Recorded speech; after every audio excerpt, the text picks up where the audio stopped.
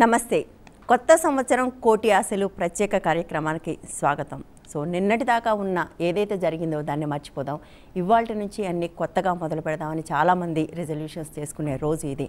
But ఈ కొత్తగా మొదలు పెట్టడాన్ని ఎక్కడ ప్రారంభించాలి అనే సమస్య కూడా చాలామందికి ఉంటుంది. ఎందుకంటే రెజల్యూషన్స్ చేసుకోవడం అనేది చాలా తేలిక, బట్ వాటిని కొనసాగించడం లేదా వాటిని అమలు చేయడం అన్నిటికంటే కష్టమైన విషయం. సో కాబట్టి అసలు ఒక జీవితాన్ని పాజిటివ్గా మలుచుకోవడానికి మనం ఇప్పటివరకైతే ఏదైతే చూసామో, ముఖ్యంగా గత సంవత్సరం చూసిన చేదు, గత 2-3 ఏళ్ళుగా చూసిన చేదు నుంచి బయటపడటానికి, మళ్ళీ పాజిటివ్ లైఫ్ని ప్రారంభించడానికి ఎక్కడి నుంచి ప్రారంభిద్దాం అన్న విషయం మాట్లాడడం కోసం మనతో వివిధ రంగాల్లో నిపుణులుగా ఉన్న అతిథులు మనతో స్టూడియోలో ఉన్నారు. రేవతి రాజు గారు సంస్కృతి స్కూల్ డైరెక్టర్, బేసిక్గా ఎడ్యుకేషనిస్ట్. ముఖ్యంగా మనం 2 కీ ఇన్స్టిట్యూషన్స్ ఉన్నాయనుకుంటున్నాం లైఫ్లో, ఒకటి హోమ్ అండ్ ఇంకొకటి స్కూల్. సో స్కూలింగ్ గురించి తను మాట్లాడబోతున్నారు. వేణు భగవాన్ గారు మోటివేషనల్ ట్రైనర్. ఆయన చాలా పనులు చేస్తారు, కానీ ప్రత్యేకంగా ఈ మధ్య పిల్లల్ని పెంచడం ఎలా అనే విషయం మీద ఫోకస్ చేస్తున్నారు. సో అది మనం మాట్లాడబోతున్నాం. వసుప్రద కార్తీక్ గారు సైకాలజిస్ట్, ఫ్యామిలీ కౌన్సిలర్, రిలేషన్షిప్స్ గురించి తను మాట్లాడబోతున్నారు. ఎందుకంటే మనందరికీ తెలుసు రిలేషన్షిప్స్ ఇవాళ పెద్ద సమస్యగా ఉన్నాయి. రామ్ కౌండిన్య గారు CEO అద్వాంతా లిమిటెడ్. ఆయన కూడా చాలా పనులు చేశారు, కానీ బట్ ఆయనకు కూడా ఇష్టమైన ఒక పని వ్యవసాయ రంగ నిపుణులు కూడా. ఫుడ్ అని ఏదైతే ప్రపంచం 100% మందికి ఒక అవసరంగా ఉందో దానికి సంబంధించి ఆయన పనిచేస్తున్నారు. సో ముందుగా I think I start with you Revathiraj గారు.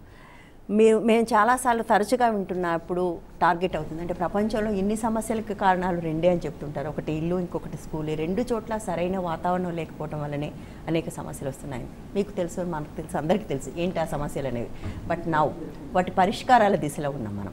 ఎట్లా ఈ సమస్యలను పరిష్కారం చేసుకోవటం ఎట్లా, ఏంటి, what is lacking in education? I'm sorry, నేను ఇంగ్లీష్లో అడిగినందుకు తెలుగులోనే చెప్పండి.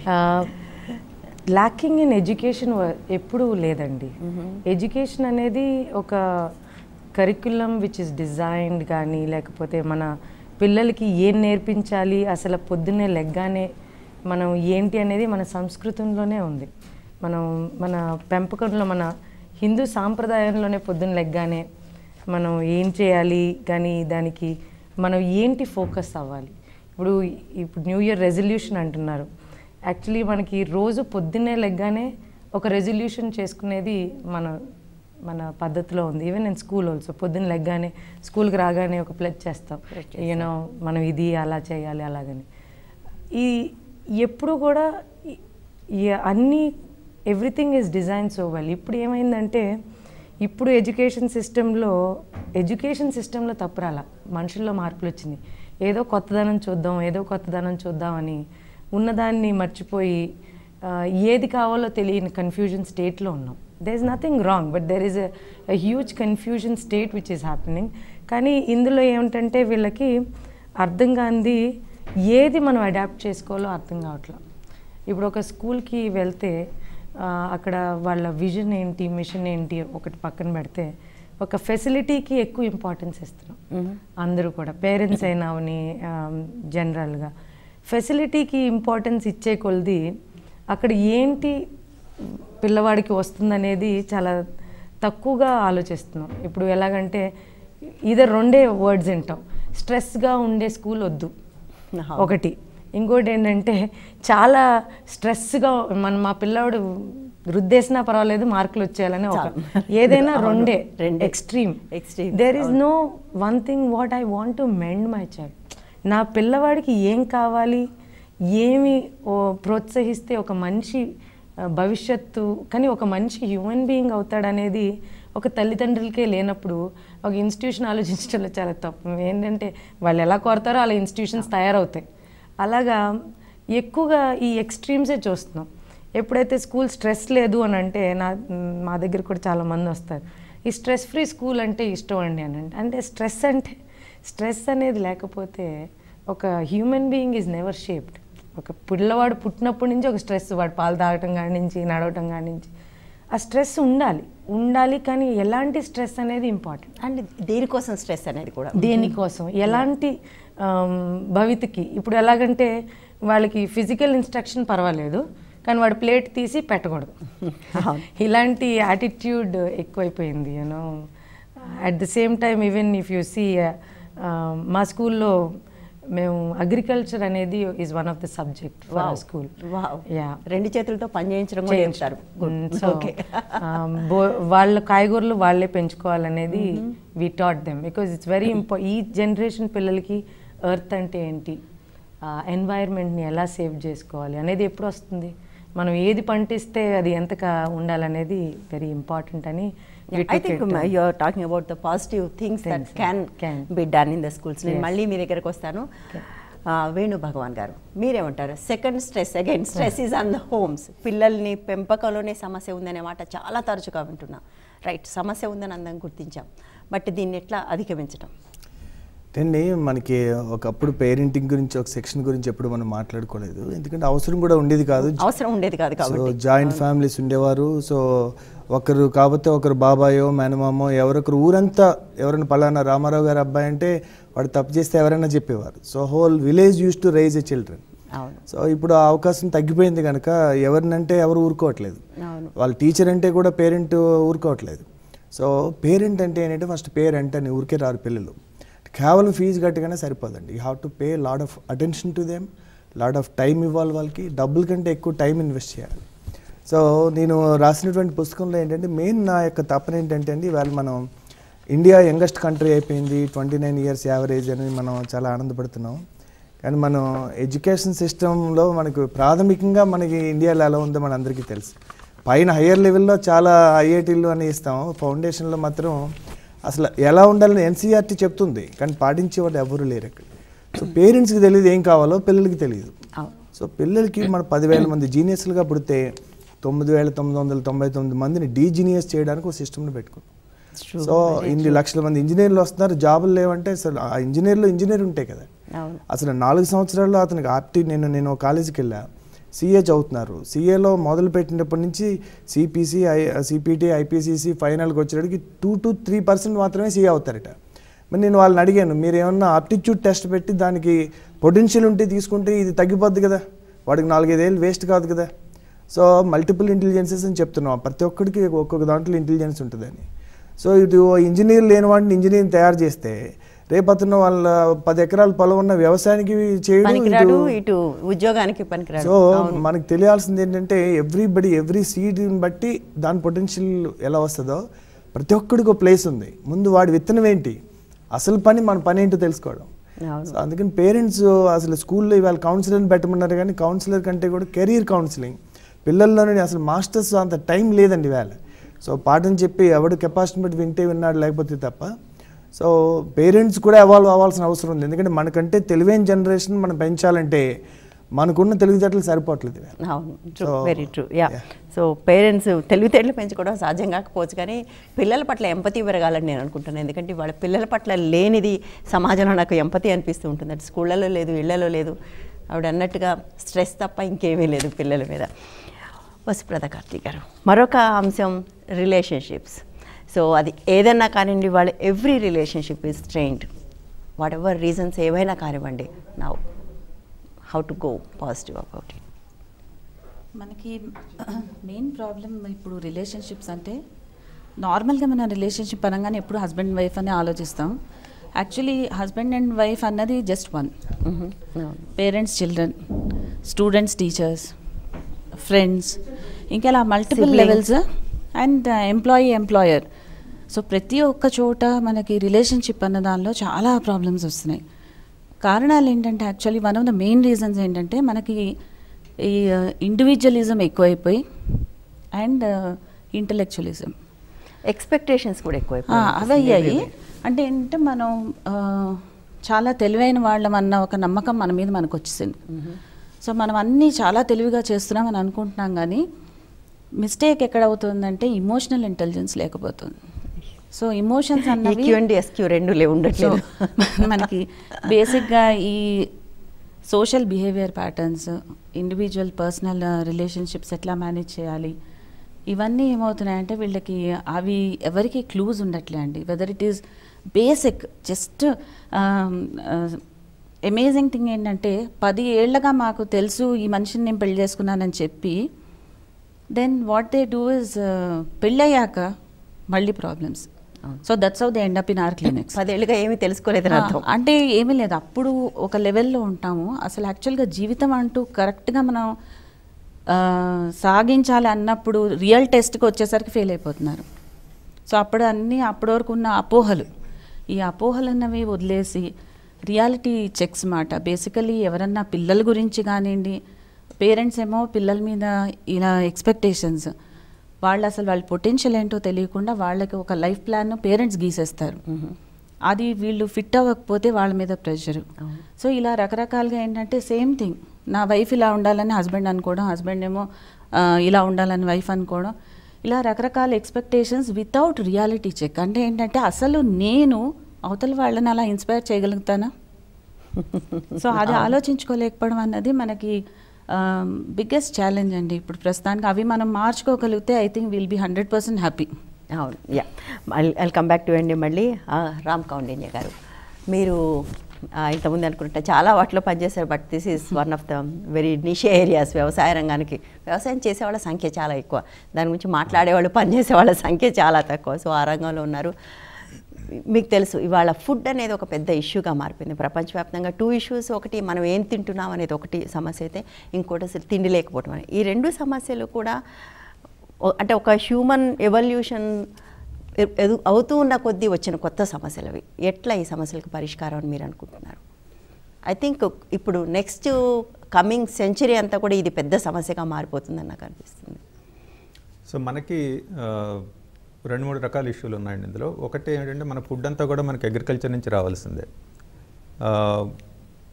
మన పిల్లలు, మన యూత్ మన ఫుడ్ ఎలా వస్తుంది అన్నది తెలుసుకోవటం. ఇప్పుడు వారు చెప్పినట్టుగా ఐ వాజ్ వెరీ హ్యాపీ యాక్చువల్గా స్కూల్లో నేర్పిస్తున్నారంటే.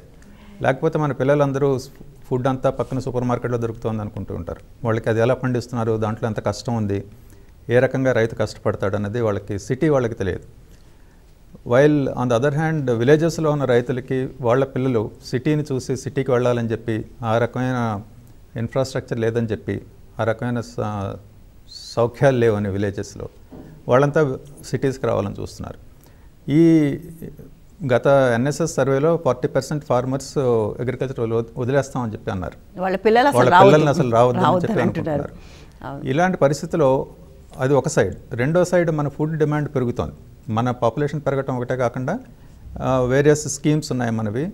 ఇప్పుడు ఫుడ్ సెక్యూరిటీ యాక్ట్ కూడా వస్తుంది. సో వీటిలన్నిటి వల్ల ఫుడ్ డిమాండ్ పెరుగుతుంది. మనం ఇప్పుడు 450 మిలియన్ టన్నుల ఫుడ్ మనం కన్జ్యూమ్ చేస్తున్నాం. ఇది ఆల్మోస్ట్ 900 మిలియన్ టన్నులు కాబోతోంది ఇంకా నెక్స్ట్ 10 yearsలో. By 2030 we will need much more food.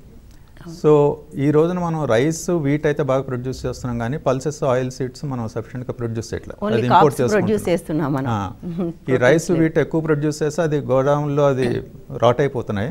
మనమేమో on the other hand pulses, oil seeds import చేస్తున్నాం. సో ఇటువంటి పరిస్థితుల్లో ఇంకొక సైడ్ ఏం జరుగుతుందంటే మన ఫుడ్ హ్యాబిట్స్ బాగా మారుతున్నాయి. ద ఎంటైర్ ఫుడ్ బాస్కెట్ మారిపోతుంది. మనకు అప్పుడు సీరియల్స్ ఎక్కువ తినేవాళ్ళం, ఇప్పుడు ఇన్కమ్స్ పెరగటం వలన, అవేర్నెస్ పెరగటం వలన కూడా పల్సెస్ అని, ఆయిల్స్ అని, మీట్ అని, మిల్క్ ప్రైస్ అంతా పెరిగిపోయింది గత 5 సంవత్సరాల్లో. సో దీనికి కారణం ఏంటంటే వెజిటబుల్స్కి డిమాండ్ విపరీతంగా పెరుగుతుంది. అందుకని రేట్లు పెరుగుతున్నాయి వీటిలన్నింటికి.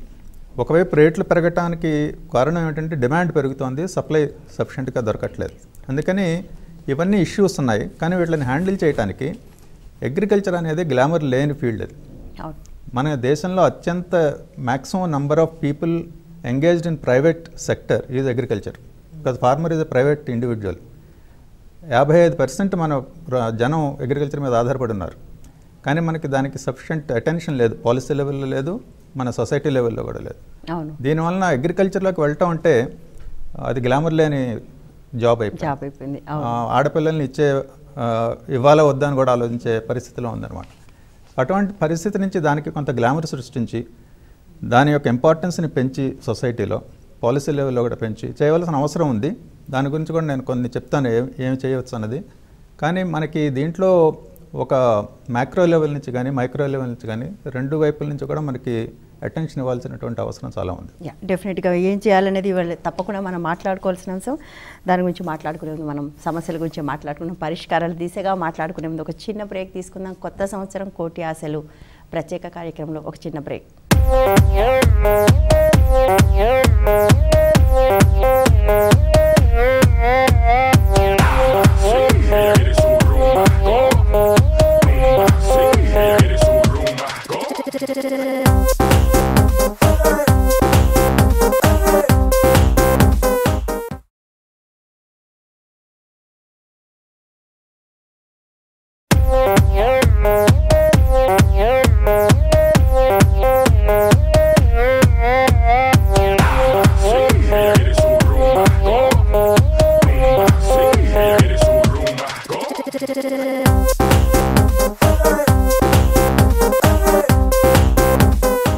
కొత్త సంవత్సరం కోటి ఆశలు ప్రత్యేక కార్యక్రమానికి తిరిగి స్వాగతం. మనతో మాట్లాడటం కోసం మరో అతిథి కూడా ఇప్పుడే మన జాయిన్ అయ్యారు.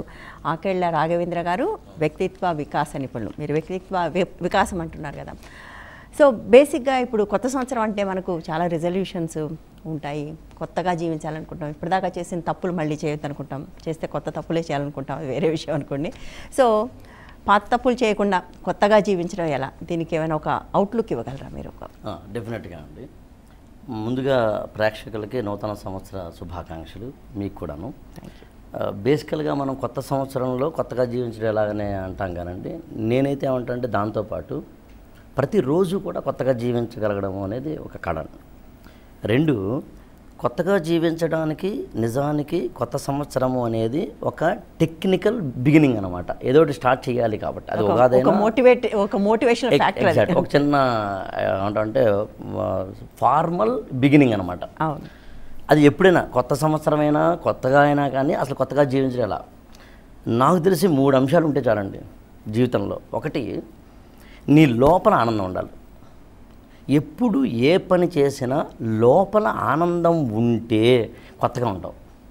ఫోన్ ఎత్తే ముందు కూడా చిరునవ్వు నవ్వి తర్వాత ఫోన్ ఎత్తమని చెప్తారు. అసలు ప్రతి దాంట్లోనండి. ఇప్పుడు నేను ఇది మాట్లాడుతున్నప్పుడు కూడా నన్ను నేను మర్చిపోయి అందులో లీనమవుతున్నానంటే ఆనందము అనే సాగరంలోకి ఎంటర్ అవుతున్నట్లు లెక్క.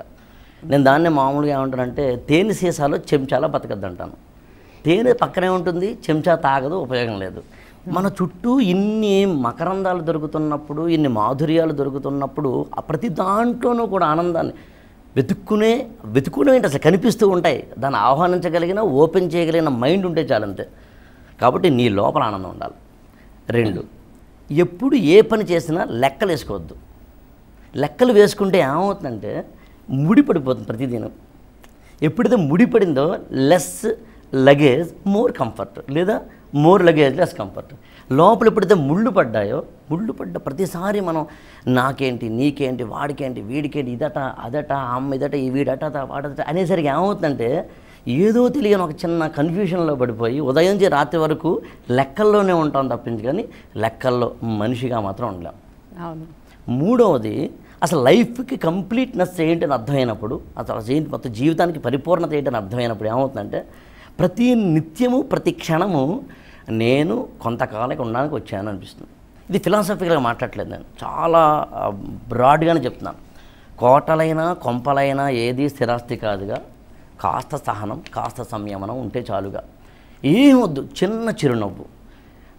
ఉదయం నుంచి రాత్రి వరకు లేచిన ప్రతిసారి, నేనైతే కింద పడిపోయినప్పుడు కూడా నవ్వండి. ఎవరైనా తిట్టినా కూడా నవ్వండి. అంటే ప్రతిసారి నా ఉద్దేశం కాదు, అది అర్థమవుతుంది అనుకుంటాను. బట్ ఎంతైనా కొద్దిగా చిన్న చిరునవ్వుతోటి. అందుకనే దాన్ని కొద్దిగా పెద్దగా చెప్పాలి అంటే మ్యాన్ గెట్స్ అండ్ ఫర్గెట్స్. మనిషి అట తీసుకుంటాడట, మర్చిపోతాడట. God gives and forgives. ఇస్తాడట, క్షమిస్తాడట. కాస్త ఇవ్వగలిగి కాస్త క్షమించగలిగి అనే 2 జోన్లోకి వెళ్ళగలిగితే చాలా ఆనందంగా ఉంటుంది. ఆనందం ఎప్పుడైతే వచ్చిందో కొత్తదనం ఉంటుంది. అందులో పువ్వులు కొత్తగా ఆనందంగా ఉండడానికి కూడా కారణం అదే. ఐ థింక్ మీరు చెప్పినంత సమ్మప్ చేస్తే బీ టాలరెంట్ అని కూడా అనుకోవచ్చండి. విపరీతంగా ఇంటాలరెన్స్ పెరిగిపోయిన సమాజంలో ఉన్నాం. కొంచెం టాలరెంట్, కొంచెం సెన్సిటివిటీ, కొంచెం సెన్సిటివిటీ. ఐ థింక్ రాఘవేంద్ర గారు చెప్పినట్టు క్షమించడం ఇతరులనే కాకుండా మనం తప్పులు చేస్తే మనం కూడా క్షమించుకోవడం అవును. లేదంటే మన తప్పులకి మననే నిందించుకుని మనమే మన జీవితాన్ని దుర్భరం చేసుకోవడం అనేది కూడా ఉంటుంది. I think that is something. మీరు చేసిన సంవత్సరం అంతా చేసిన తప్పుల్ని కూడా మీరు క్షమించుకుని మొదలుపెట్టండి. కొత్త తప్పులు చేయడం. ఇంకోటి ఏంటంటే యాక్చువల్గా మనం ఎప్పుడైతే యాక్చువల్గా చాలా చిన్న విషయం ఏంటంటే పెద్ద పెద్ద ప్రాబ్లమ్స్ అనుకుంటాం మనం. చిన్న SORR అయితే పోతుంది, చిన్న సారీతో పోతుంది. పెద్ద పెద్ద సమస్యలు అనుకుంటాం, చిన్న SMILE స్మైల్తో పోతుంది. చిన్న చిన్నవి ఇవన్నీ యాక్చువల్గా ఎలా చెయ్యాలి అనేది పాయింట్. దానికి ఏం పోవాలంటే అహంకారం పోవాలి. ఇంకోటి కూడా చెప్తాను, ఇది జర్నీ యాక్చువల్గా. ఇప్పుడు నేను మాట్లాడుతుంటే నేను నిజంగా ఆచరిస్తున్నానా అన్నప్పుడు 2014 జనవరి 1న నేను ఆచరించలేకపోవచ్చు, కానీ 2015 నాటికి ఆచరించడం అనే జోన్లోకి ఎంటర్ అయి ఉండవచ్చు. 2016 జాన్కి వచ్చేసరికి కాస్త ముందుకెళ్ళవచ్చు. ఇదంతా జర్నీ అంతే. ఒక స్టేజ్ వచ్చేసరికి మనకి ఏమర్థం అవుతుందంటే ఇదంతా ప్రయాణము, ఇదంతా ప్రస్థానం. ఇందులో కొంతమంది వస్తూ ఉంటారు, కొంతమంది వెళ్తూ ఉంటారు. కొన్ని ఆనందాలు వస్తూ ఉంటాయి, కొన్ని విషాదాలు వస్తూ ఉంటాయి. కొన్ని ఇస్తూ ఉంటాం, కొన్ని తెచ్చుకుంటూ ఉంటాం. అల్టిమేట్గా క్రెడిట్స్ బ్యాలెన్స్ ఉండదు ఇక్కడ. అదేదో బ్యాలెన్స్ షీట్ కాదు, ఉన్నదల్లా ఏంటి అంటే నువ్వు ఎక్కడ ఉంటే అక్కడ ఏదో తెలియని ఒక కాంతి పుంజమయ్యి నీ కాంతి ఇతరులకు ప్రసరించబడి ఇతరుల కాంతి నువ్వు తీసుకోబడి రాత్రి అయ్యేసరికి పడుకునేసరికి మొత్తం అన్నీ వైపౌట్ అయిపోయి నువ్వు ఎలాగైతే శరీరాన్ని మంచానికి ఇచ్చేస్తావో అలా మనసుని, హృదయాన్ని, ఆత్మని కూడా మంచానికి ఇచ్చేసి పొద్దున్న మళ్ళీ నేనైతే ఏమంటానంటే రాత్రి, ఇది చాలా ఆర్డ్గా ఉంటుంది పదం వాడితే, కానీ నేను వాడక తప్పట్లేదు, రాత్రి మరణించి మళ్ళీ పొద్దున్న ఫ్రెష్గా పుట్టడమే జీవితానికి అర్థం. ఓకే, ఒక ప్రవక్తలాగా మాట్లాడుతున్నారు మీరు. రేవతి గారు, ఇంతకుముందు మాట్లాడుకున్న స్కూల్స్లో అంటే ఒక పర్సన్ని రైట్, ఇక్కడ యాక్చువల్గా మనం ఇవాళ స్కూల్స్లో పిల్లలు విద్యార్థులు మాత్రమే తయారవుతున్నారు, వ్యక్తులు తయారవటం లేదే మన సమస్య. సో ఈ వ్యక్తులు తయారవడానికి ఏం చేయాలి? ఒక ఇంటిగ్రేటెడ్ అప్రోచ్ అని మాట్లాడుతున్నాం, ఏంటది, ఏంటి, what is that integrated approach? వ్యక్తులు తయారవటానికి అనేది ఒక ఫార్ములా లేదండి. ఆఫ్ కోర్స్ చాలామంది ఈ షార్ట్ కట్ ఫార్ములాలకి వింటూ ఉంటారు. ఫార్ములా ఏం లేదు, కానీ ఇప్పుడు ఒక స్కూల్ అనేది ఒక దేవాలయం లాంటిది. ఆ దేవాలయం ఎలాగా మనం నిర్మిస్తాం, దానికి అర్థం ఏంటి, దానికి ఏమేమి ఇంపార్టెంట్ అనేది ఇప్పుడు మొదలుపెట్టే చాలా స్కూల్స్కి ఆ ఫౌండేషన్ లేదు. ఎప్పుడు కూడా మనం ఈ సిలబస్సా, ఇంటర్నేషనలా, లేకపోతే ఇదా అదా, we just lost with small, అంటే చాలా చిన్న మైన్యూట్ దానికి అట్రాక్ట్ అవుతున్నాం చాలామంది పేరెంట్స్. నేను ఎప్పుడు ఏమంటానంటే అది వన్ ఆఫ్ ద ఫ్యాక్టర్. కానీ మనం ఒక స్కూల్ అనేది మనం చూస్ చేసుకున్నప్పుడు, ఒక ఇల్లు మనం ఉన్నప్పుడు అన్ని గోడలు ఉండాలి, అన్నీ ఉండాలి, రూమ్స్ అన్నీ ఉండాలి. కానీ ఆ ఇంట్లో ఉండే మనుషులు ఎలాంటి వాళ్ళు, అదేంటి, అక్కడ ఉండే ఫౌండేషన్ ఎలాంటిది అనేది తెలుసుకోవడం చాలా ఇంపార్టెంట్. అదొక్కటి నేను అందరి పేరెంట్స్కి ఎప్పుడు చెప్తాను ఏంటంటే, choose what is behind that school rather than ఒక కెరికులమా, లేకపోతే ఒక పలానా బ్రాండా. ఒక 10 స్కూల్స్ ఉంటే అదొక గొప్ప స్కూల్, ఒక ఫార్ములా విల్ మేక్ అ వ్యక్తి అనుకుంటే చాలా ఈజీ కదా. అందరూ like you can just put, because అసలు మీరు అన్నట్టు మన సమస్య అది, మనకు వీఆర్ ఆల్ గివెన్ ఫార్ములాస్, అన్నిటికీ ఫార్ములాస్ ఉన్నాయి మనకు. ఆ ఫార్ములాస్లో ఇరుక్కుపోవటమే సమస్య. ఒక స్కూల్ ప్లే చేయగలిగిన రోల్ ఏంటి? రోల్ చాలా ఉంటుందండి. ఇప్పుడు మా స్కూల్ అనేది ఒక ప్లేస్కి వచ్చి నువ్వు ఇది పలానా చదువుకోవడానికి వస్తున్నావు. ఇక్కడ స్కూల్ని ఇప్పుడు ఈ రోజుల్లో చాలామందికి పేరెంట్స్ నేను ఏం చెప్తానంటే, స్కూలే అంతా అనుకోవటం చాలా తప్పు. 50% స్కూలు, మిగతా 50% పేరెంట్. ఇప్పుడు ఒక పేరెంటే ఆ స్కూల్లో నేను డబ్బులు కట్టాను అదంతా నేర్పించేయాలన్న యాటిట్యూడ్తో పంపిస్తే ఆ పిల్లోడు వచ్చే విధానమే, ఒక టీచర్ అనేది ఒక ప్రోడక్ట్, టీచర్ అనేది ఒక గురువు కాదు. టీచర్ ఏమన్నా చెప్పగానే మీ టీచర్ చెప్పిందిలే మేము చేయక్కర్లేదులే అనేది పేరెంట్కి 90% ఆఫ్ ద పేరెంటింగ్ ఇలా అయిపోయింది. అప్పుడు వాల్యూ ఆఫ్ ద స్కూల్స్ పోయినాయి. అంటే మేము నేర్పించగలిగేది ఎంత ఉన్నా కూడా ఆ పిల్లోడిని ఇప్పుడు మేము అరే వయయు, ఇప్పుడు ఒక అబ్బాయి ఒక పిల్లోడిని కొట్టగానే టీచర్కి ఆటోమేటిక్గా కోపం వస్తుంది.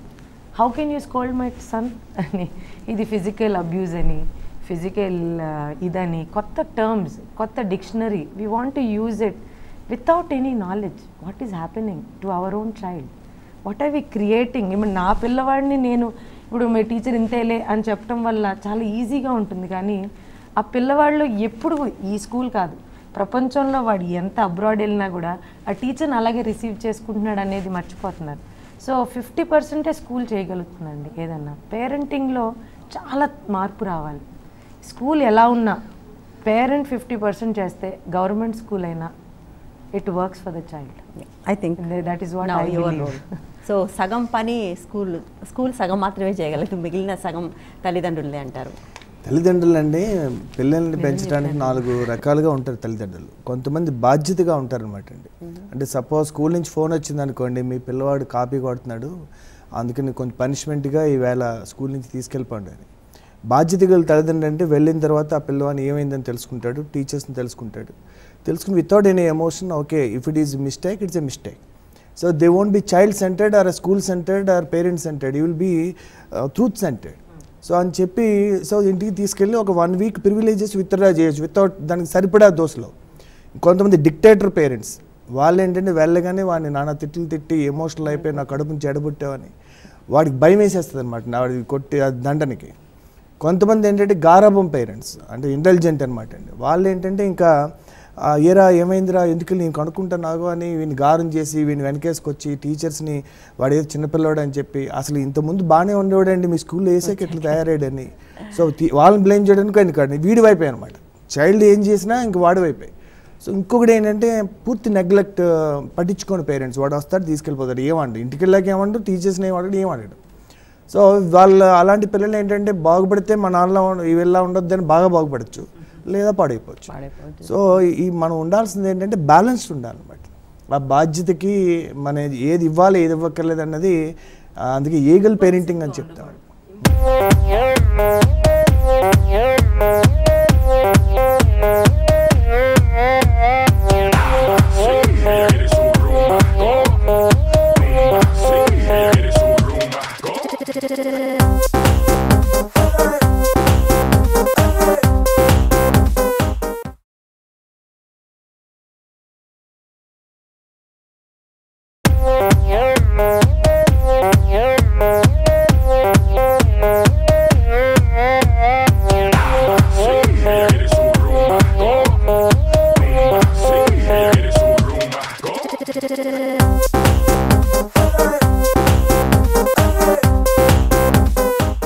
How to go forward? How to go forward అంటే మళ్ళీ ద సేమ్ ఫార్ములా అండి. I think formula in terms of ఇప్పుడు మీరు ఇందాక రాఘవేంద్ర గారు అన్నప్పుడు యూ సెట్ టాలరెన్స్ కదా. Tolerance is one of the main skills. అలాగే ఏంటంటే బేసిక్గా సెల్ఫ్ అవేర్నెస్, టాలరెన్స్ ఇట్లాంటివన్నీ ఒక్కొక్కటి మనకి వచ్చినప్పుడు ఎలాంటి పరిస్థితుల్లో మనం ఎలా అడ్జస్ట్ అయ్యి మనం దాన్ని బెస్ట్ పాసిబుల్ వేలో దాన్ని ఉపయోగించుకోవడమో లేదంటే మనం మార్చుకోవడమో రెండు విధాలుగా మనకి కరెక్ట్గా అయ్యేందుకు పాసిబిలిటీ ఎప్పుడు వస్తుందంటే అసలు నేను ఎవరిని అని తెలియాలి కదా. మోస్ట్ ఆఫ్ ద టైం ఇప్పుడు మనకున్న ప్రస్తుతం మెయిన్ ప్రాబ్లం ఏంటంటే అందరూ ఒక కైండ్ ఆఫ్ ఇల్యూజన్ అన్నమాట. నేను గొప్పనో లేకపోతే నేను తక్కువనో, బట్ అసలు నిజంగా వాళ్ళ కరెక్ట్ పర్సెప్షన్ అన్నది వాళ్ళకి లేకుండా పోయి రెండు రకాలతో ఏమవుతుందంటే అది మీకు ప్రతి ఒక్క రిలేషన్షిప్లో అది తప్పుగానే వస్తుంది. ఇప్పుడు జస్ట్ లైక్ దట్ ఈవెన్ పర్సనల్గా బిట్వీన్ హస్బెండ్ వైఫ్ అనండి, పేరెంటింగ్లో అయితే ఇప్పుడు 100% clearly we see it every day. ఒక్కొక్కళ్ళు అసలు టోటల్గా ఏంటంటే వాళ్ళ ఆలోచనలని పిల్లల మీద ఇంపోజ్ చేసేయడమో లేకపోతే బయట వాళ్ళు ఎలా ఉన్నారు so socially what ever they perceive. ఇప్పుడు అసలు మన కల్చర్కి సంబంధించా లేకపోతే మన తాహతుకి సంబంధించా అన్న కాన్సెప్ట్ పోయి పక్కన వాళ్ళు ఏం చేస్తున్నారు లేకపోతే ఇంకెక్కడో ఏదో చేస్తున్నారు. సో వాట్ యూ యాక్చువల్లీ మీడియాలోది వాట్ ఈజ్ అమేజింగ్ ఏంటంటే మనం ఎప్పుడు పిల్లల గురించి అని అనుకుంటాం కానీ పేరెంట్స్కి ఇంపాక్ట్ మీడియాది ఎంత ఉంటుందంటే ఇట్ ఈస్ అమేజింగ్. వాళ్ళు ఏది చూస్తే అది పిల్లలకి వాళ్ళు అది అవ్వాలని. సో అలా ఏంటంటే మనం రకరకాలవన్నీ పేరెంట్స్ గా పిల్లవాడు ఫలానా గిన్నెస్ రికార్డు వచ్చిందంటే మన పిల్లవాడికి అది రావాలి రికార్డు ఎలా మనం చేయగలం, అరే వాడు చేయగలిగినప్పుడు మనం ఎందుకు చేయలేం. So burden is on parents actually. చాలా సార్లు ఆ తల్లిదండ్రులు గొప్పతనం గురించి మాట్లాడతారు కదా. సో ఈ తల్లిదండ్రులు అన్రియలిస్టిక్ ఎక్స్పెక్టేషన్స్ అసలు కంపారిజన్స్ ఇవన్నీ మనం పోగొట్టుకోగలిగితే ఎలాంటి రిలేషన్షిప్స్ అన్నా మేనేజ్ చేస్తాం. అండ్ డెఫినెట్లీ ఏంటంటే ప్రతిరోజు నిజంగా మనం ఇవాళ బాగుంటుంది today is a good day అని చెప్పుకోవాలంటే మనం లోపల నుంచి డెఫినెట్గా we have to feel good. మనం పొద్దున్న లేచినప్పటి నుంచి అది బాగాలేదు ఇది బాగాలేదని అసలు విసుక్కుంటూ లేవకుండా ఉన్నవాళ్ళు చాలా తక్కువ. లేచిన వెంటనే విసుక్కోవడమే మొదలవుతుంది. సో ఈ విసుగు అన్నది ఇరిటేషన్ అనేది ఫీలింగ్ బర్డెన్. ఇంకోటి ఏంటంటే ప్రతి ఒక్కటి భారం. అసలు నీవు మామూలు నార్మల్ వర్క్ ఒకప్పుడు ఏంటంటే పనిగానే ఉండేది కానీ ఇప్పుడు ఏమవుతుందంటే ఎవ్రీథింగ్ ఇస్ బికమ్ అ చోర్. ఒక చోర్ అంటే అది భయంకరమైన బాధాకరమైన ఒక పని కింద తయారయ్యి మనం చిన్నగా ఆడుతూ పాడుతూ ఎన్ని రకాలు ఇదివరకు చేసుకునేవన్నీ మనం కష్టపడుతున్నాం ఇప్పుడు. అవును. సో నార్మల్గా యథావిధిగా నార్మల్గా అయిపోవలసినవన్నీ ఇప్పుడు ఏంటంటే ప్రతి వాళ్ళు ఆ ప్రెషర్ ఎక్కువైపోయి ప్రతిదానికి మనం కష్టపడుతున్నాం. ఇది మనకి పోగొట్టుకోవాలంటే చాలా ట్రై చేయాలి, తప్పదు. అది చేసుకున్నప్పుడే మనం I think will be able to ఎలా అంటే నవ్వుతూ కొంచెం జీవితం గడపాలి అంటే ఈ నవ్వు రావాలంటే అసలు మనం భారం వదిలించుకోవాలి కదా. సో అందుకని ఏంటంటే బ్యాగేజ్ వదిలించుకోవాలి definitely గా. అదంతా అవన్నీ ముళ్ళు మనకి వేసుకోవడం రకరకాలు ఏంటంటే ఇన్ టర్మ్స్ ఆఫ్ మన అనుకునే విధానాలు, మన ఆలోచన విధానం, మన బిహేవియర్ ప్యాటర్న్, మరి ప్రతి ఒక్కటి మనం అసలు గమనించుకునే అంత టైం ఉండట్లే అండి. వీఆర్ టోటలీ ఏంటంటే ఫాస్ట్ ట్రాక్ లైఫ్స్. ప్రతి వాళ్ళు ఎక్స్ప్రెస్ వే మీదే ఉన్నారు. అసలు పక్కన నార్మల్గా కాసేపు ఆగి అసలు జీవితాన్ని చూద్దామన్న ఐడియా లేకుండా సూర్యోదయాలు సూర్యాస్తమయాలు కూడా చూడట్లేదు. And one of the things అంటే ఇప్పుడు యాక్చువల్గా my area of work is spiritual scientific approach to psychology. So వాటిల్లో ఏంటంటే అన్ని రకాలు మనం చూసినప్పుడు సింపుల్ థింగ్స్ లైక్ ఏంటంటే పొద్దున్న లేవంగానే సెల్ ఫోన్ ముట్టుకోవద్దు. అది అసలు ఇట్స్ అ టాస్క్. నిజంగా చూడండి, మీరే గమనించుకోండి, పొద్దున్న లేవగానే ఆటోమేటిక్గా ఫస్ట్ వెళ్తుంది. అవును, ఎందుకంటే ఏం మెసేజ్లు ఉన్నాయి, ఏమిటి ఏం హడావిడి అయిపోతుంది. అసలు సెల్ ఫోన్ లేనప్పుడు జీవితాలు కూడా గడిచాయన్న విషయం మనం మర్చిపోతున్నాం. సో ఇలాంటివన్నీ చిన్న చిన్నవి ఏంటంటే they are causing lot of stress. ఈ స్ట్రెస్ మూలంగా ఏంటంటే ప్రతి ఒక్క నార్మల్గా ఆనందించవలసిన విషయాలన్నీ మనం ఆనందించలేకపోతున్నాం. అసలు దాన్ని ఇంకా ఆనందం అన్న ఒక అనుభవం అసలు పోయింది. అవును. సో అందుకని వీ హ్యావ్ టు వర్క్. అది మనం కొంచెం కాన్షియస్గా వర్క్ చేస్తే ప్రతి ఒక్కటి బాగుంటుంది. పిల్లలైనా ఏదైనా ఏ విషయమైనా అండి, ఉద్యోగాలు ఎంత ఇష్టపడో ఎంతో చాలా కష్టపడి అన్ని ఉద్యోగాల్లోకి వెళ్ళినప్పటి నుంచి ప్రతిరోజు ఒక భారం. బట్ అది మనం ఎలా మార్చుకోవాలి? So perception of your work, perception of bosses, work environment. బేసిక్గా మీరు అన్నట్టుగా ఇవన్నీ మారటానికి ఇంకొక సమస్య కూడా ఉంది. నేను ఇండివిజువల్గా మారతాను అంటే సరిపోయే పరిస్థితి లేదు. ప్రపంచం నన్ను కన్జ్యూమర్గా చేస్తుంది. ప్రపంచం నన్ను ఏదో చూసి నాకు ఎవ్రీడే వస్తున్న మెసేజెస్ అన్ని కూడా it is asking me to be something expectation. అది ఫేస్ చేయటం, దాన్ని ప్రొటెస్ట్ చేయడం పెద్ద పనిగా మారే అవకాశం ఉన్నట్టు కనిపిస్తుంది. అది బ్యాలెన్సింగ్ అండి. బేసిక్గా బ్యాలెన్స్ చేసుకోవడం అంటే ఎలాంటివి మనం ప్రయారిటైజ్ చేసుకోవడం, ఇది ఇంపార్టెంట్ ఇది అన్ఇంపార్టెంట్ అని తేల్చుకోవడం అన్నది అసలు ఆ విద్య మర్చిపోయినట్టున్నాం. అదొకటి. రామ్ కౌండిన్య గారు, మీ దగ్గరకు వస్తున్నాను నేను. I think you have solutions. ఎందుకంటే మనం బిగ్గెస్ట్ క్రైసిస్, ఇప్పుడు ప్రపంచం ముందున్న బిగ్గెస్ట్ క్రైసిస్లో ఒకటి, మిగిలిన వాటన్నిటి గురించి మాట్లాడుకున్నంతగా దీని గురించి మాట్లాడుకోవట్లేదు. But it is a crisis. So నేను చెప్పదలుచుకున్నవి 2-3 విషయాలండి. ఒకటి, ఇప్పుడు మనం ఇందాక నుంచి మాట్లాడుకున్న 4 నిపుణులు చెప్పిన బిహేవియరల్ ఆస్పెక్ట్స్లో కూడా ఆహారానికి కొంత పాత్ర ఉంది. బిహేవియర్ అన్నది is to some extent influenced by the food we eat. అది ఇప్పుడు మనం ఆలోచిస్తే ఈరోజు యూత్ కానీ ఈరోజు మనం తింటున్న ఫుడ్ కానీ ఇందులో 2 రకాలు నేను చెప్పదలుచుకున్నాను. ఒకటి న్యూట్రిషనల్ కంటెంట్ కానీ, లేకపోతే design food, how it is getting designed. ఇప్పుడు junk food, how it has become so popular. దానివలన what is the impact on people's mind and their physical health and mental health and their behaviour as a consequence. రెండోది, మనం how we're actually eating food every day. మనం కూర్చొని సరదాగా food తింటున్నామా, TV చూస్తూ తింటున్నామా, లేకపోతే కొట్టుకుంటూ తింటున్నామా, తిట్టుకుంటూ తింటున్నామా, ఇవన్నీ కూడా all these things have a role to play. చాలా మంది అయితే విసుక్కుంటూ తింటారు. సో ఇది ఒక ఆస్పెక్ట్. మనం how we're handling our food అన్నది, how we're handling the nutrition అన్నది, ఇవన్నీ ఒక ఆస్పెక్ట్. రెండోది, ఈ ఫుడ్ పండించడం అన్నది ఇంకొక ఆస్పెక్ట్. ఫుడ్ పండించడంలో కూడా ఏ క్వాలిటీ ఫుడ్ మనం పండిస్తున్నాం. ఇప్పుడు క్వాంటిటీ నుంచి మనం క్వాలిటీకి షిఫ్ట్ అవుతున్నాం.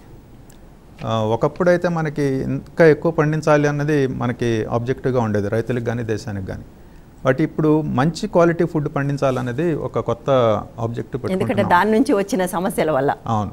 ఇప్పుడు మనకి ఫుడ్లో చాలా వరకు రెసిడ్యూస్ అని, కెమికల్స్ అని, లేకపోతే వాటి వలన మనకి ఒరిజినల్గా మనం తింటున్న ఒకప్పుడు లెట్స్ సే 30 ఏళ్ల క్రితం తిన్నటువంటి పైనాపిల్కి ఈరోజు తినే పైనాపిల్కి డిఫరెన్స్ ఉంటుంది in terms of its composition, because the way we are growing it is different.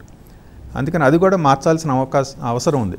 ఇప్పుడు సస్టైనబుల్ అగ్రికల్చర్ అని కొత్తగా మనం మాట్లాడుతున్నాం. సస్టైనబుల్ అగ్రికల్చర్లో we want to reduce the use of chemicals and use more biological products which can control pests or which can give nutrition to the crop అనేది. అంచేత ఇవి కూడా పండించే విధానంలో కూడా ఒక రకమైనటువంటి, ఇప్పుడు మీరు చూస్తే ఇందాక నేను చెప్పినట్టుగా చాలామంది అగ్రికల్చర్ నుంచి వెళ్ళిపోవాలనుకుంటున్నారు. కానీ ఇంకో వైపు చూస్తే యంగ్స్టర్స్ కొంతమంది అగ్రికల్చర్లోకి రావాలనుకుంటున్నారు. ఎందుకంటే ఇది చూస్తున్నారు, ఇది ఈజ్ అ బిజినెస్ ఆపర్చునిటీ. ఎందుకంటే వాళ్ళు ఎట్ ద రిసీవింగ్ ఎండ్లో ఉండి వాళ్ళు చూసి వెనక్కి రావటం అది కరెక్ట్. బేసిక్గా. ఇప్పుడు చాలామంది యంగ్స్టర్స్ ఇప్పుడు who can afford to buy good quality food, వాళ్ళంతా అది చూస్తున్నప్పుడు, ఆ మార్కెట్ చూస్తున్నప్పుడు వాళ్ళకి అనిపిస్తుంది that this is a business opportunity అని చెప్పి. అందుకని ఇప్పుడు హైటెక్ అగ్రికల్చర్ అని, ప్రెసిషన్ అగ్రికల్చర్ అని, లేకపోతే హెల్దీ ఫుడ్స్ ప్రొడక్షన్ అని చెప్పి ఇవన్నీ కూడా బిజినెస్ ఆపర్చునిటీస్ వస్తున్నాయి. ఇలాంటి చోట కూడా మనకి ఫ్యూచర్లో మంచి ఎకనామిక్ గ్రోత్, దీని ద్వారా ఎకనామిక్ గ్రోత్ వచ్చే అవకాశం. అయితే ఇండియాలో ఏంటంటే ఇండియా అన్నది ఎప్పుడు కూడా ఒకటి కాదు, ఇండియాలో వివిధ పార్ట్స్ ఉన్నాయి. బికాజ్ మనకి evolved and then affordable food, evolved and expensive food తినేవాళ్ళు కొంతమంది ఉన్నారు. కానీ అఫోర్డబుల్ ఫుడ్ కావాల్సిన వాళ్ళు మనకి ఆల్మోస్ట్ 50% ఉన్నారు. సో అందుకని మన ఫుడ్స్ ప్రొడక్షన్ సిస్టంలో కూడా ఒకవైపు అవేర్నెస్ ఉన్న వాళ్ళకి మంచి క్వాలిటీ ఫుడ్ ప్రొడ్యూస్ చేయడం ఒకవైపు ఉంటే, రెండోది 50% పాపులేషన్కి అఫోర్డబుల్ ఫుడ్ ప్రొడ్యూస్ చేసే అవసరం ఇంకోవైపు ఉంది. సో అదొక అవకాశం, ఇదొక అవసరం.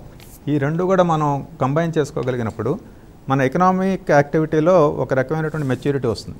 లేకపోతే ఇప్పుడు మనకి ఇందాక నేను చెప్పినట్టుగా ఇప్పుడు ఈ అఫోర్డబుల్ ఫుడ్ ప్రొడ్యూస్ చేసేవాళ్ళు that's not a glamorous work, but evolved వాళ్ళకి ఎక్స్పెన్సివ్ ఫుడ్ ప్రొడ్యూస్ చేసేది it's a glamorous profession.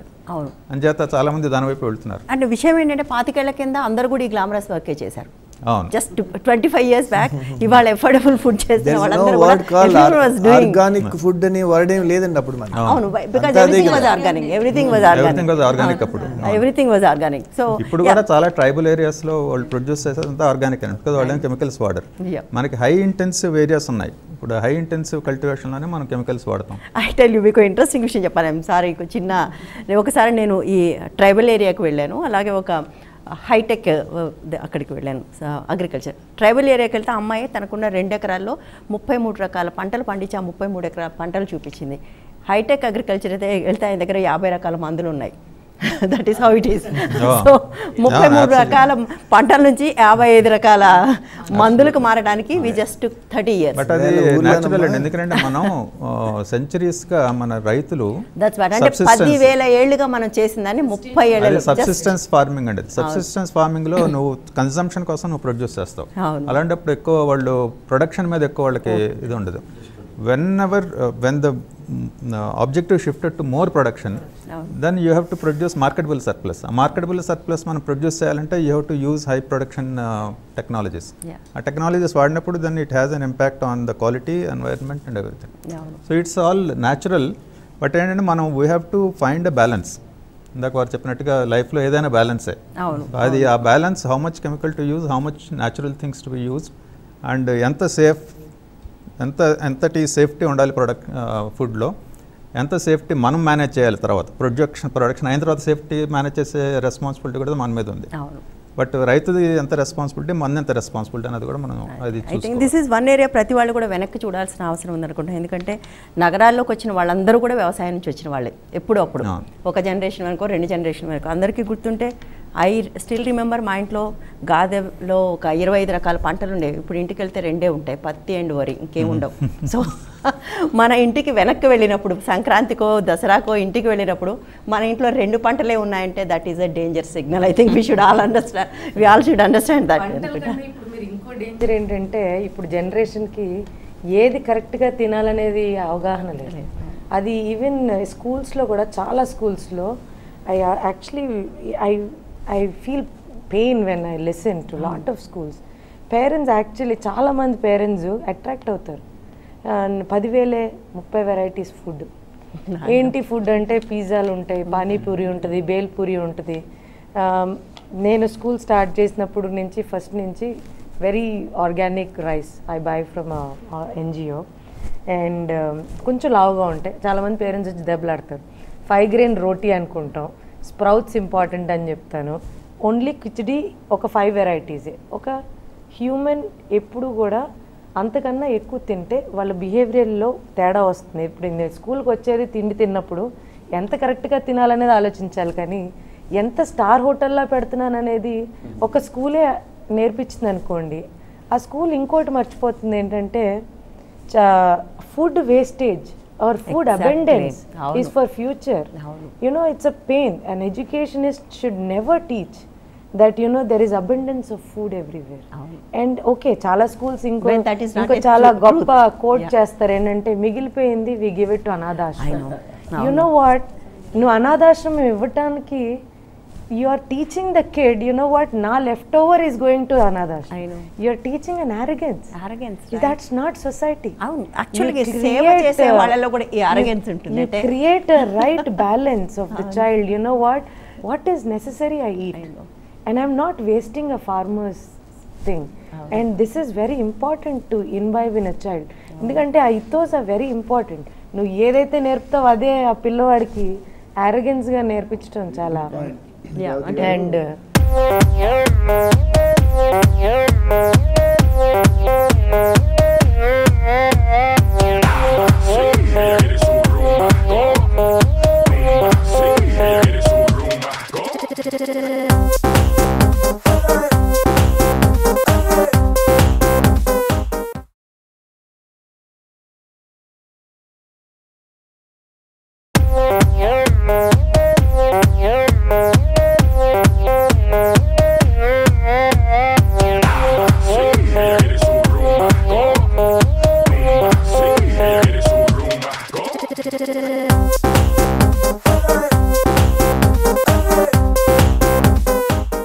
Either superiority or inferiority madam చెప్పినట్టుగా క్లాస్ ఫస్ట్ రావాలని కోరుకుంటారు చాలా మంది, కానీ క్లాస్ ఫస్ట్ ఒకటికే వస్తుంది, ఫస్ట్ క్లాస్ అందరికీ వస్తుంది. That's called an abundant mentality. Every child has a place in this world. Class first అనేది రేస్ అమ్మా, అది ర్యాట్ రేస్ లాంటిది. ర్యాట్ రేస్ లో నెగ్గిన ర్యాట్గానే ఉంటుంది. సో లైన్ రేస్ వేరే అది. పర్టికులర్గా ఆంధ్రాలో చాలా ఎక్కువ అండి, ఏపీలో మనకి ఎక్కువ. ఏపీ తెలంగాణ ఏపీలోనే ఉంది అంటే ఇది కూడా మనం మనుషులమే కదా, మనం ఇక్కడ కల్టివేట్ చేసాం అలాగే. దీనివల్ల ఏం జరుగుతుందంటే మన వాళ్ళు పెద్ద పెద్ద ఇన్స్టిట్యూషన్స్కి వెళ్ళి పెద్ద పెద్ద చదువులు చదివి అమెరికాలు ఆస్ట్రేలియాలో వెళ్ళి they are unable to work in teams. వీళ్ళకి ఏంటంటే వాళ్ళకి ఆ ఇండివిజువల్ బేస్డ్ అచీవ్మెంటే వాళ్ళకి రికగ్నిషన్ దొరుకుతుంది. టీమ్స్లో వర్క్ చేయడం అనేది వాళ్ళకి అసలు రికగ్నిషన్ లేదు. అలాంటప్పుడు వీళ్ళు ఈవెన్ తర్వాత కంపెనీల్లోకి వెళ్ళినా కూడా, జాబ్స్లోకి వెళ్ళినా కూడా they cannot perform in teams. It is a big handicap అనమాట మన వాళ్ళు. అందుకని మనకి ఫస్ట్ నుంచి కూడా టీమ్స్లో వర్క్ చేయటం, how a team of ordinary people can produce extraordinary results and how a team of extraordinary people can produce very ordinary results. ఆ డిఫరెన్స్ మనం చూపించగలిగితే, ట్రైన్ చేయగలిగితే ఆ రకంగా, then I think it will be a big benefit to the our own people. ఈ food ప్రొడక్షన్కి similar thing we can apply to education. ఒకప్పుడు ఏంటంటే correct right education, right quality, right quantity was given. ఇప్పుడు ఏంటంటే it has become like a production line. So దానికి మీకు how will you get the right quality of it?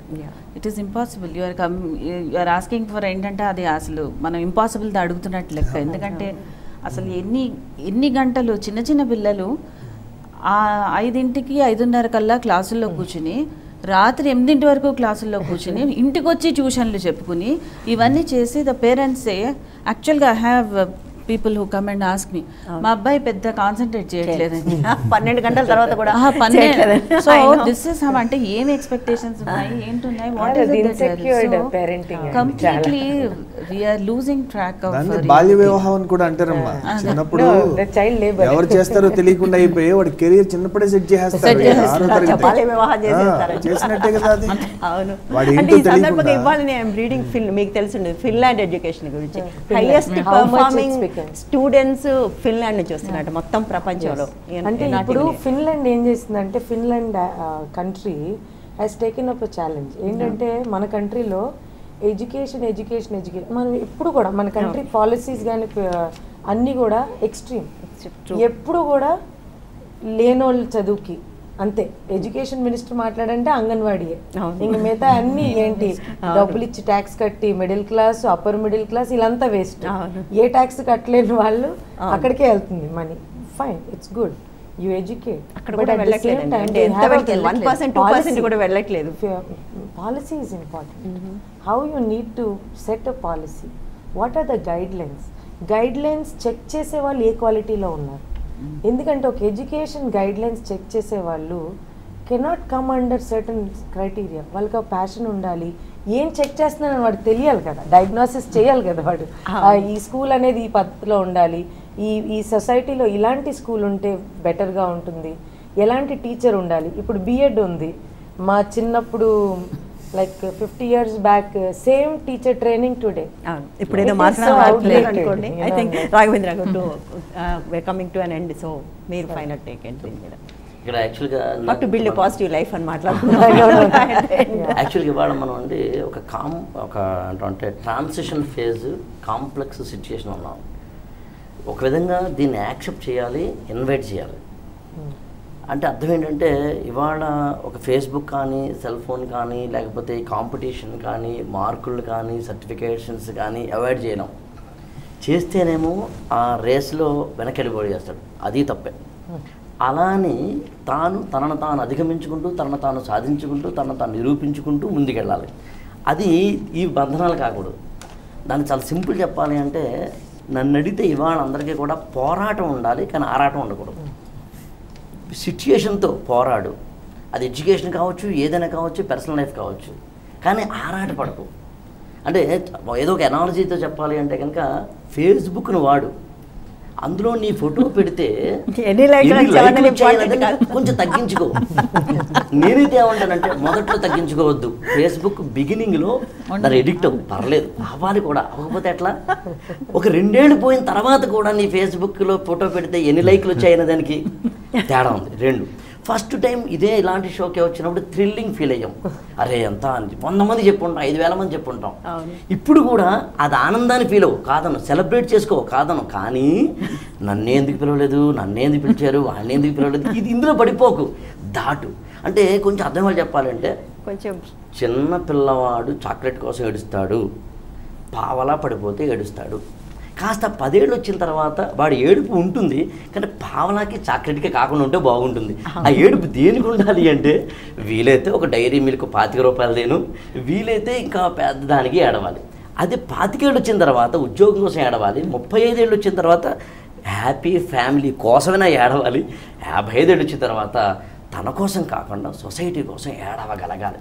అంటే చిన్నప్పుడు నీ basic instincts దాటడం కోసం మాత్రమే కార్చిన కన్నీరు 55 ఏళ్ళు 60 ఏళ్ళు వచ్చిన తర్వాత ఈ సంఘం ఎలా అయిపోయింది ఏంట్రా, దీనికి నేనేం చేయగలను, ఏం చేయలేకపోయినా అని నీ కన్నీటి సాంద్రత నింపగలగాలి.